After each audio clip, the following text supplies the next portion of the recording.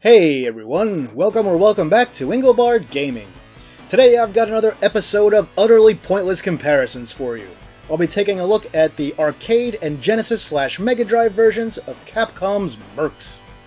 This is something of a bittersweet episode for me, as it's the final Capcom CPS-1 port to the Genesis that was programmed by Sega themselves. You might be wondering, what about Cheeky Cheeky Boys? Sega published that one, but another company programmed it. So as usual, here's a look at the specs of the arcade hardware versus the home hardware, while I tell you a little bit about the game itself. Capcom released Mercs into the arcade in 1990 on their CPS-1 arcade hardware. It looked great, it sounded great, and it played great, and it even had up to 3 players simultaneous play. What some people may not know is that in Japan, Mercs was actually called Wolf of the Battlefield 2. So that's right, it's a sequel. And if you're wondering what it's a sequel to, well, it's the sequel to Commando, which was itself known in Japan as Wolf of the Battlefield. In the following year, 1991, Sega released a port of Mercs to its Genesis/Mega Drive hardware. And it doesn't quite look visually on par with their prior ports, things like Ghouls and Ghosts, Forgotten Worlds, and Strider. So what's the reason for the step down in visual quality? Well, not only do you get a port of the arcade Mercs in the Genesis version of Mercs, you get an entire sequel game with new levels, new graphics, new music, new gameplay, and new everything.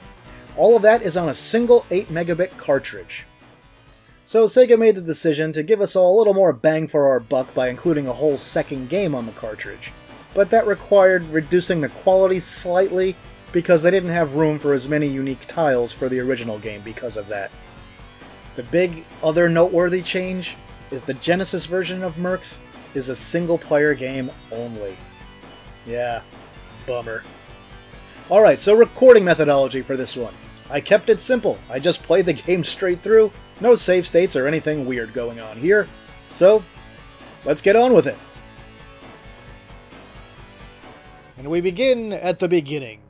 In the arcade version, we get to see our hero or heroes dropped off in a helicopter that slowly lands and has a whole bunch of guards escort you off onto the beach, and then those guards who surely would have been helpful during the game pile back onto that chopper and get out of there.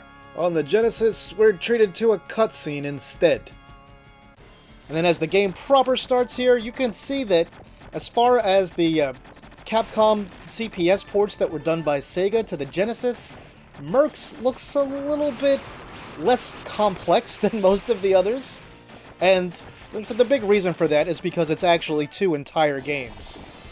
We've got the arcade port and then a whole different game in original mode. So I imagine that that's where a lot of the memory for the various other tiles went to. And here's our first boss in both versions. Everything is pretty similar, aside from the loss in detail and graphical quality. There's also an extra layer of scrolling in the arcade versus the Genesis version here. And at the end of the level, your bonus points are tallied in the arcade version before it cuts to the mission complete scene. On the Genesis, your bonus points are tallied on a black screen after, and then it goes to the mission complete screen.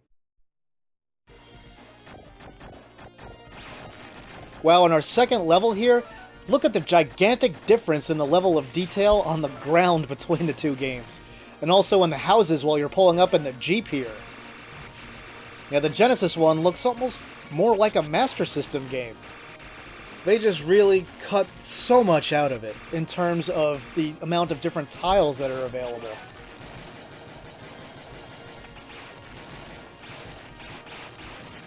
Now, one thing that doesn't sound cut at all on the Genesis is the music, which is extremely close to the arcade game.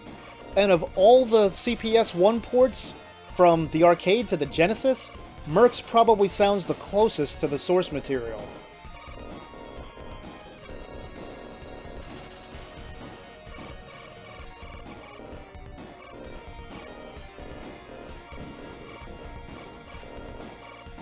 You can see that the level designs are mostly the same, but we're missing a whole bunch of extra little niceties that are in the arcade version, like the tents and the stalls and the various details just that sort of litter the landscape here.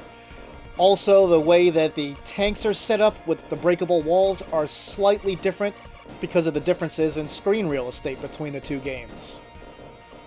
Yeah, in arcade, clearly, Mercs is on a vertically oriented screen, so it has the full resolution of the screen that way.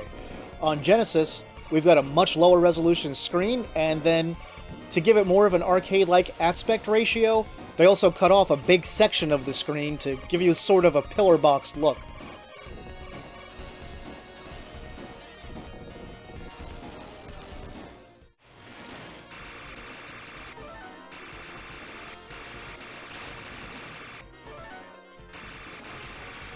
That arrangement of motorcycle guys is kind of similar to one you would see in Commando.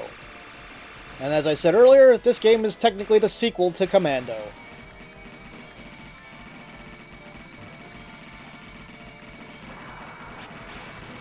I will say the boss looks great in both versions, so they did a great job translating that to the Genesis, even though the background is a lot simpler.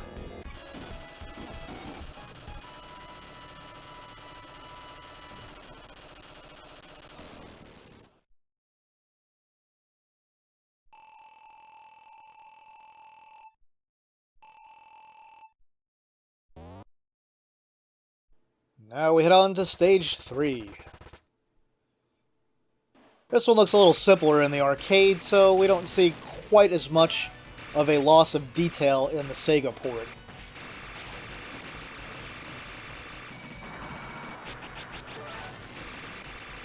Now the scale of some things is a little bit different as we get onto the ship here. You'll also notice that in the arcade there's often more enemies on screen at once than on Genesis, but it's typically not a huge difference, it's normally just one or two more.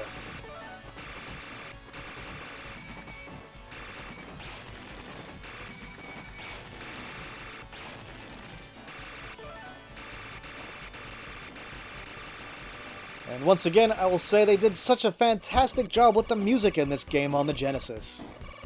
It's not quite perfect, I mean there are obvious differences, but it's pretty darn close.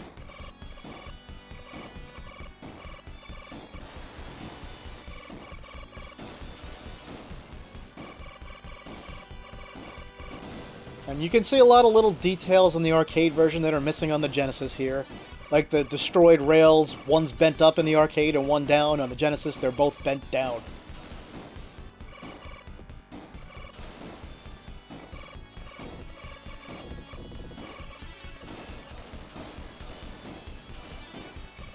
Other than that, things do look pretty similar on this level between the two games.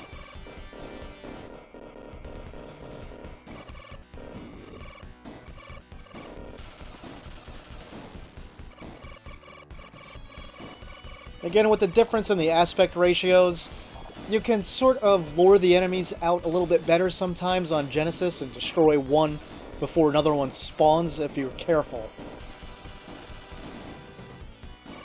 But here's a big difference in the arcade. You can see that the missile turrets are off-screen for the most part until that one, until you scroll up to that one. But in the Genesis one, you can't really avoid them. Everything's smushed a little more closely together.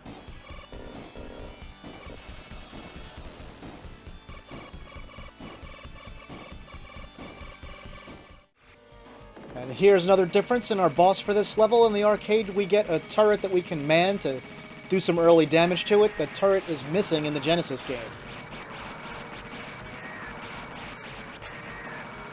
One other thing that you may or may not have noticed is the water in the arcade version sort of flashes to simulate motion, and on the Genesis it's completely motionless.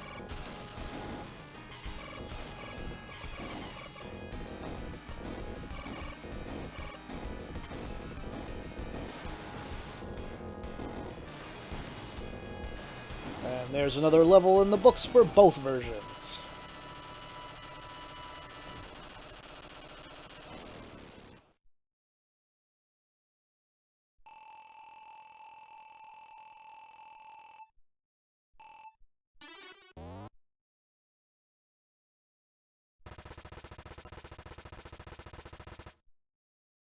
Another thing I'll add here is that I actually prefer the sound effects on the Genesis. In the arcade, the volume is too loud on them and they're a little obnoxious. I mean, that spread gun or shotgun or whatever it's supposed to be, way too loud in the arcade.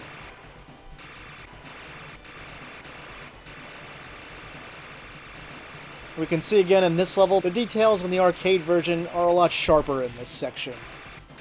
Especially as we get onto the land.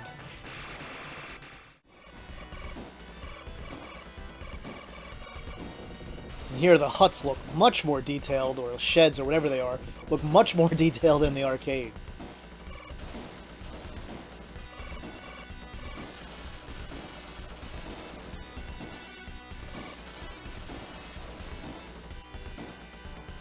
And once again, as you can hear, the music is pretty similar between the two versions.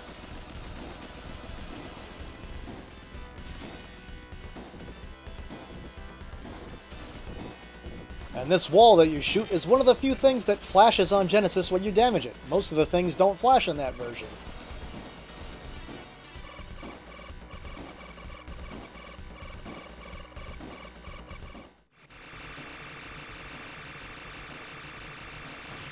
Yeah, and just going back to that sound effect for the spread gun in the arcade version, it drives me nuts.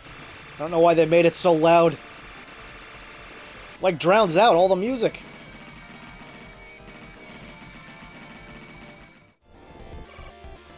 And you can see here again, the boss is very similar looking between the two, even though in this case on Genesis, it's a little squashed horizontally.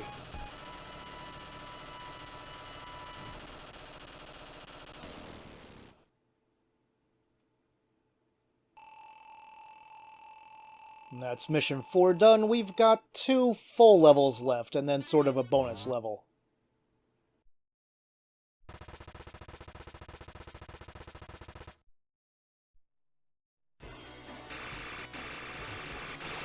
And this is another level that takes a gigantic hit in the Genesis version as far as detail goes.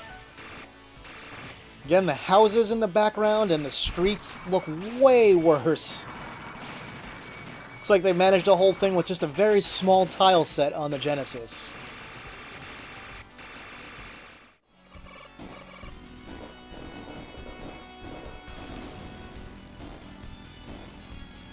Now we get our lone section riding in a giant tank.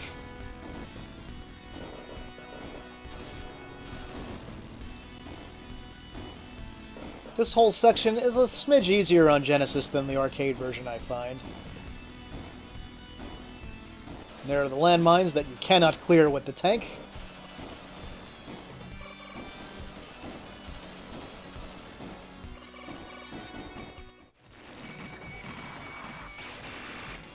You can see I lost the tank a smidge earlier in the arcade version and had to finish off some of the larger enemies at the end here on foot. Yeah, I meant to do that. Anyway, now we hop in the Jeep. We continue in both versions. The Genesis one does still have a surprisingly large amount of stuff that's destructible in the environment. I could have blown up that fountain, for example, but I just drove past it instead.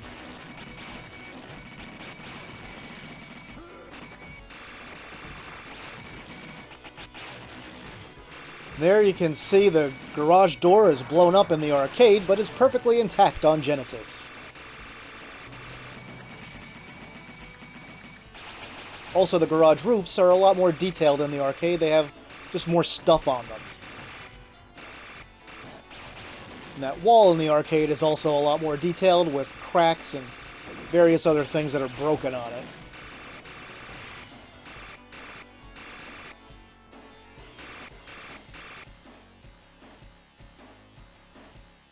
As you can see, as we get on this thing on the rails, it's a lot faster on the Genesis. It does get up to a decent speed in the arcade, but it's definitely not as fast.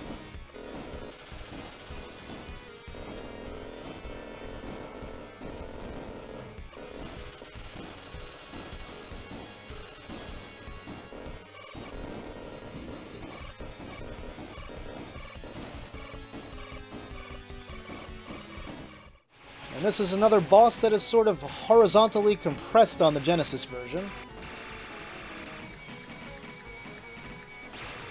Other than that, they did maintain most of its detail.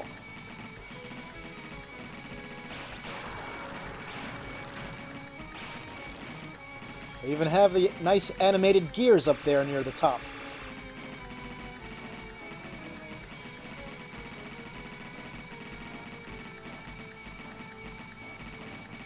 This, by the way, is by far the most annoying boss in the entire game. I meant to do that.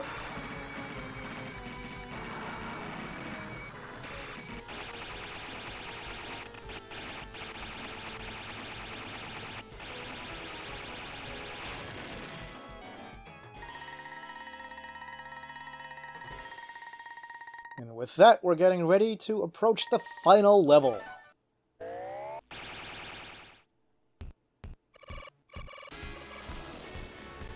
We'll start with the Genesis music this time.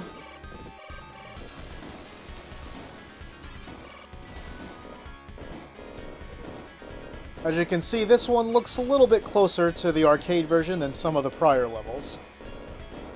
Still clearly less detailed, though.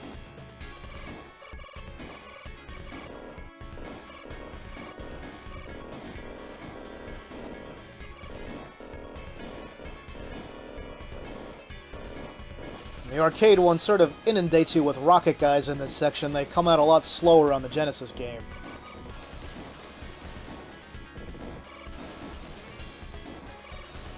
You can also get a good look here at just how much smaller the power-up crates are on the Genesis versus the arcade original.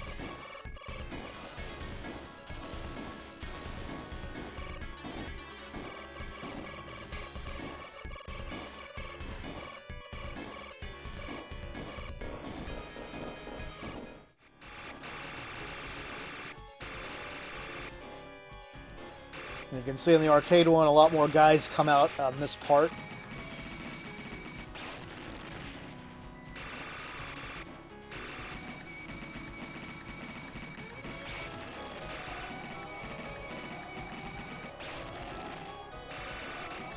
So we're going to slowly make our way up on this little platform. There's a few more of those entire length platform things to destroy in the arcade version.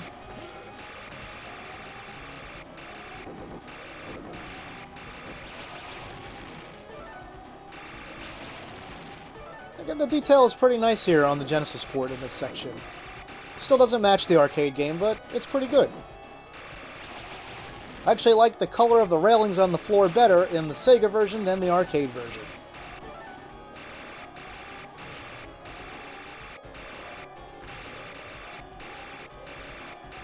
Yeah, those lasers are one of those things where, if you don't know they're there, you're going to charge forward, and you're going to die.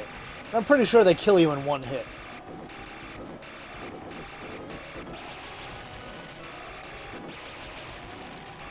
Which there are a few things that will be one-hit kills in this game if you walk into them. Kind of makes me wonder why they bothered with the energy bar.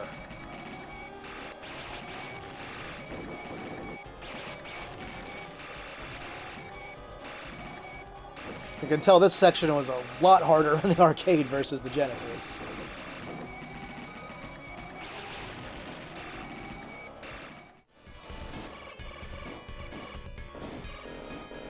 Once we clear that, things get back to normal here, and sort of a parity between the two of them.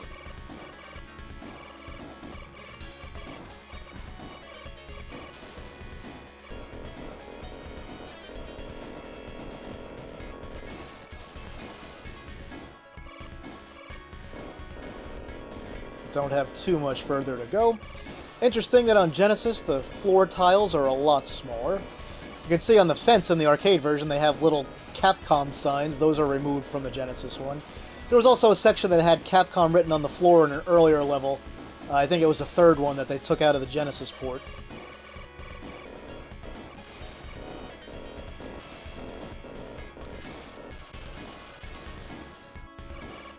Here is the boss of the final level, but not the final boss of the game.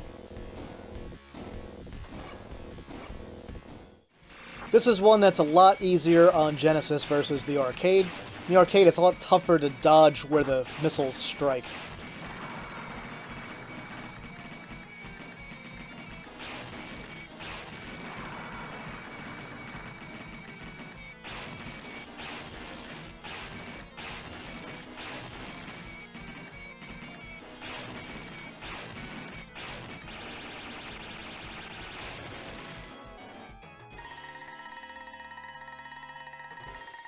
Alright, and we've taken care of him with very little issue. So now we get to do a sort of bonus fight at the end that you can lose. My best advice here is don't lose.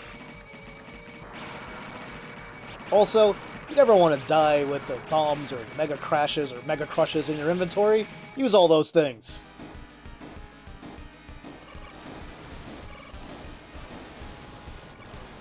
Yeah, what happens as you're fighting it here, the plane will slowly start to take off.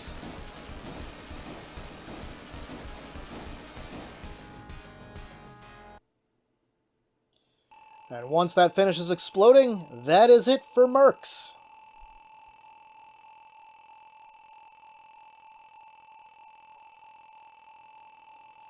Look at all those points that I don't care about at all.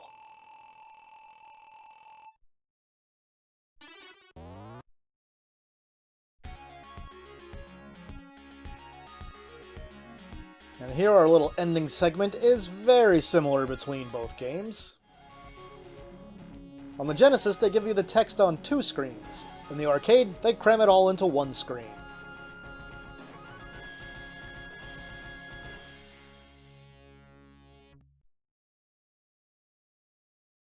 And then we've got our credits roll. So let's see what's different here, because there's a few little interesting differences. First, the ground in the foreground is a lot darker on the Genesis, and the screen scrolls by faster. And if you look in the arcade version, the smaller vehicle, which looks like it might be a motorcycle, is in front, and the larger vehicle, which looks like a Jeep, is in back. In the Genesis port, the larger vehicle is in front, and the smaller one is in back. And then in the arcade, if you look at the sky, it's got... well, they have the same number of layers. There's 2 layers in the sky, but they have a fast layer above the clouds and a fast layer below the clouds. On Genesis, they just have a fast layer below the clouds and then nothing above them.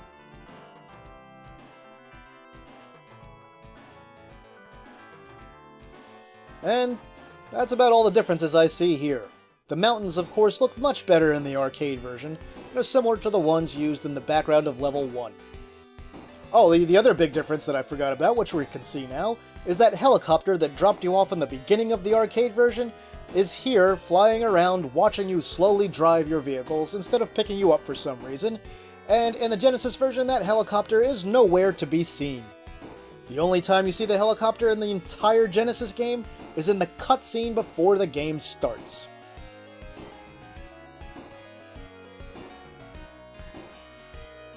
I guess I'll note here that Mercs was ported to quite a few systems, both 8-bit and 16-bit, particularly home computers, and even the Sega Master System. But the sad thing that I have to report is that many of those ports were done by... tier techs. Will I ever look at them? Maybe sometime. I showed off a little bit of the Master System version in my video about Capcom ports to the Sega Master System, if you want to see that, and I'll link it below. Other than that, I guess that'll wrap up the comparison part here. And yeah, presented by Sega on the Genesis, presented by Capcom in the arcade, because, well, you know. Alright, there you go, a complete playthrough of the arcade and Genesis versions of Mercs. So, here's a few final thoughts I have on this game. Sure, the Genesis version is visually pared down quite a lot from the arcade version in terms of its backgrounds, but everything else is fantastic. The music is great, the sound effects I think are better than the arcade version, and the gameplay is spot on. And on top of all that, we get an entire second game, sort of a sequel right on the same cartridge. Now those who are looking forward to playing this game with a friend or two, will be disappointed that it's one player only, and I get that. But pretty much in every way, this was by far the best contemporary home port of Mercs that you could get in those days. The arcade version of Mercs is my favorite arcade overhead run-and-gun game. And the Genesis version of Mercs? Well, it's my favorite home overhead run-and-gun game. So I think they did a great job overall, and the inclusion of the entire second game just makes it an excellent package. So what do you all think? Did Sega make the right decision to slightly reduce the visual quality of the arcade port of Mercs in order to include a whole second game on the same cartridge? Would you have rather have seen them do a more accurate version of the arcade port of Mercs and just not include the second game at all? Personally, I love the original mode, so I'm glad they went the way they did, and I think they made the right decision, but I'd love to hear your opinions on it down in the comments. And that'll do it for this video, my retro gaming friends. If you enjoyed the video, please toss it a like and share it online somewhere. If you haven't yet, please subscribe to the channel and hit the notification bell so you won't miss any of my videos.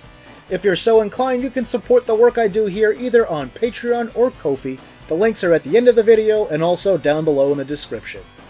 With that, I'll say thanks for watching, and see me later.